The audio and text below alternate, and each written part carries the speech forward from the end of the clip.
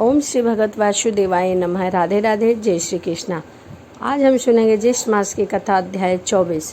तो चलिए कथा को शुरू करते हैं। कथा को शुरू करने से पहले स्नान आदि से निवृत्त होकर नए वस्त्र पहनकर और कथा का श्रवण पान करें तथा श्री हरि की पूजा अर्चना करें, उनके नामों का बारंबार स्मरण करें। तो चलिए वीडियो को शुरू करते हैं और कथा का श्रवण पान करते हैं। यह कथा सत्यवान और सावित्री की है।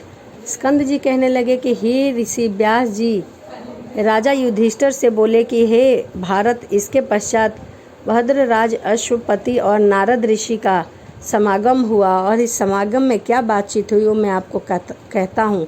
कथा के युग से राजसभा में नारद जी बैठे थे। उसी समय राजकन्या सावित्री मंत्रियों के साथ वहां आई और तीर्थ आश्रमों में जाकर पुनः अपने घर वापस चली गई, क्योंकि उसे अपने योग्य वर नहीं मिला। नारद ऋषि के साथ अपने पिता को स्थित देखकर सावित्री ने दोनों को चरणों को छूकर नमस्कार किया और नारद जी ने राजा से कहा कि हे नृप, तेरी यह कन्या कहाँ गई थी, कहाँ से आई है और आप इसका विवाह क्यों नहीं करते। राजा अश्वपति बोले, हे देव ऋषि नारद जी, मैंने इसको इसी काम के लिए भेजा था, वही कार्य करके आई है। यह अपने योग्य सुंदर वर ढूंढने गई थी, सो आप इसके उस कार्य को सुनिए जिससे उसके पति को वरा है। उस पिता को विस्तार पूर्वक कहने के लिए कहा।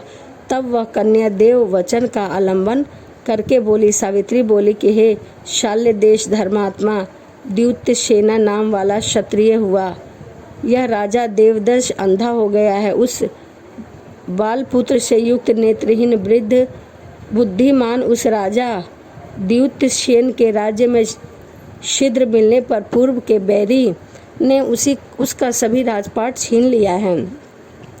आप कहीं उसी की बात तो नहीं कर रहे हैं। उसके देश के समीपवर्ती राजा ने हरण कर लिया। वह द्युपसेना अपने बाल पुत्र और अपनी स्त्री सहित वन को चला गया है और वह महावर्ती बड़े वन में जाकर तप कर उसका लड़का पूर्व में ही उत्पन्न हुआ था, परंतु वन में जाकर बड़ा हुआ है।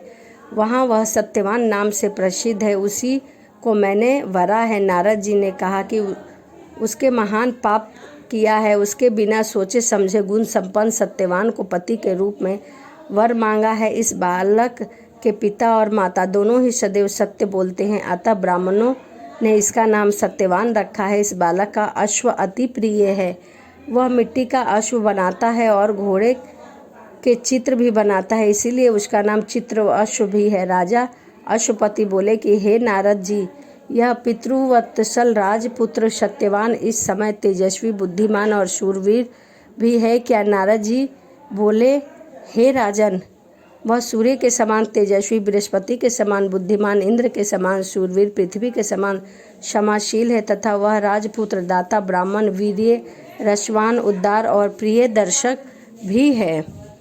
वह दानवीर में इस समय अपने शक्ति राजा रतिन देव के समान, उसी नगर पुत्र शिवी के समान ब्राह्मण और सत्यवादी है। वह बहुत ही सत्यवान है। वह बलि द्युतसेन यदातित के समान उदार, चंद्रमा के समान प्रिय दर्शक रूप में अश्विनी कुमार के समान है। वह दांत तप क्लेश का सहनशील है, शूर सिद्ध जितेंद्रिय और तपशील का निधीन है, उसमें वह सभी गुण हैं। अश्वपति बोले कि हे नारद जी, आप उस बालक को समस्त गुणों से युक्त कहते हैं, यदि उसमें कुछ दोष निकला तो वह आप मुझसे कहिए। नारद जी बोले कि हे राजन, उसके सब गुणों को दबा देने वाला एक ही दोष है और दूसरा कोई दोष नहीं है। सो मैं तुमसे कहता हूँ, वह दोष यह है कि वह क्षीण आयु है। सत्यवान आज से 1 वर्ष बाद शरीर त्याग देगा। राजा अश्वपति ने कहा कि हे सावित्री, हे शोभे, इधर आओ और दूसरा वर मांगो या ढूंढो। उस सत्यवान में समस्त गुण को दबाने वाला एक ही दोष है, वह अल्पायु है और वह बालक 1 वर्ष में अपने देह को त्याग देगा, ऐसा मुझे नारद जी ने कहा है। सावित्री कहने लगे कि हे पितामह, राजा लोग एक बार ही बोलते हैं और पंडित लोग भी एक बार ही बोलते हैं, तब कन्या एक बार ही वरती है। यह तीनों कार्य एक बार में ही किया गया है। इसीलिए मुझे उन्हीं से विवाह करना है, चाहे वह दीर्घायु हो या अल्पायु हो, सयुग हो अथवा निर्गुण हो। मैंने एक बार पति को वर लिया है, अब मैं दूसरा पति नहीं वरूंगी। मन में कार्य निश्चय होने पर किया है और मैं इससे बहुत संतुष्ट और खुश हूँ। ऐसे वचनों से कहा जाता है, उसके बाद कर्म किया जाता है, उसमें प्रभाभूत मेरा मन है। हे तात, मेरे इस मानस विचार का ध्यान रखकर जो कर्तव्य है वह आप करिए। नारद जी बोले कि हे नर श्रेष्ठ, सत्यवान के विषय में सावित्री का विचार स्थिर है। जिसकी विशुद्धि निश्चय रूप से दूसरे पुरुष नहीं की जाती, उसको किसी प्रकार का, किसी धर्म का कोई डर नहीं है। इसीलिए अपने कन्या का विवाह सत्यवान के साथ करा दो, मुझे उचित मालूम होता है। हे राजा अश्वपति कहने लगे कि हे नारद जी, मैंने बिना विचार किए ही यह वचन कह दिए और अब मैं आपके सत्य वचन ही करूँगा, क्योंकि आप मेरे गुरु हैं। नारद जी बोले कि हे राजन, आपकी पुत्री का विवाह संबंध विद्य रहित होगा। ऐसा कहकर नारद जी उठकर स्वर्ग लोक को चले गए। तदंतर राजा अश्वपति ने भी अपनी कन्या का वैवाहिक कार्य करना शुरू कर दिया। इति श्री ज्येष्ठ मासे महात्म सत्यवान सावित्री कथा वर्णन चतुर्विशे अध्याय संपूर्ण।